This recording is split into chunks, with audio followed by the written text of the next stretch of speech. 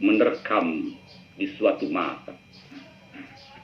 Seorang pemburu di rimba raya merengkuh anak singa yang kakinya terluka.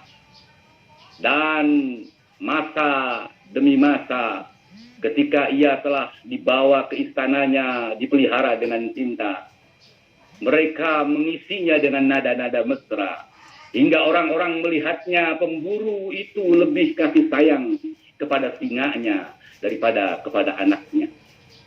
Tiba-tiba suatu masa sang pemburu kakinya terluka. Singa yang telah dewasa, instingnya kembali kepada fitrahnya. Jempol kaki tuannya langsung disergap dan dihisap. Anak-anak sang pemburu telah menyodorkan senjata agar sang ayah melepaskan tembakan kepada singa. Namun sang pemburu masih memberi kesempatan singa.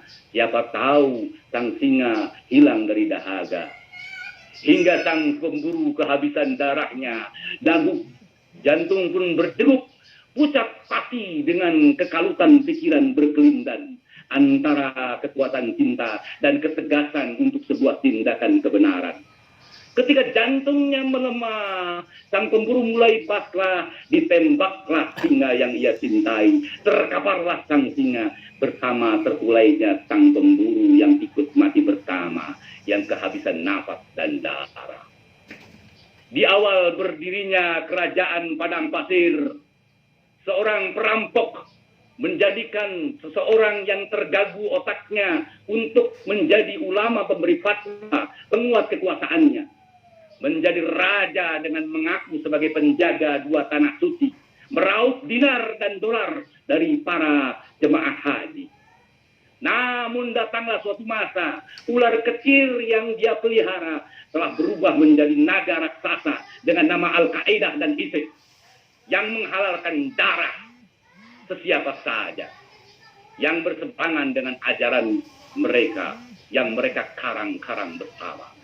Naga raksasa itu menyebarkan anak-anaknya di berbagai negara yang ia ingin luluh lantakkan seperti Suriah dan Sam dan Irak.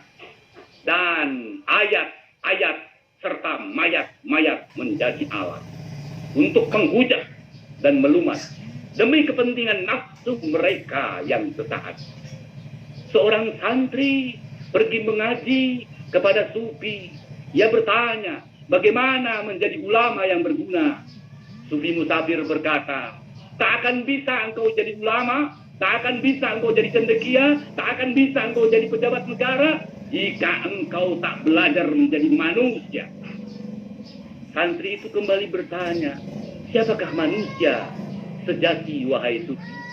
Sufi Musafir menjawab, manusia sejati adalah sesiapa yang mengeja alif bata alfabeta cinta kepada sang maha cinta dengan mencintai segenap manifestasinya. Demikian. Mari luar kita biasa sama-sama berdoa.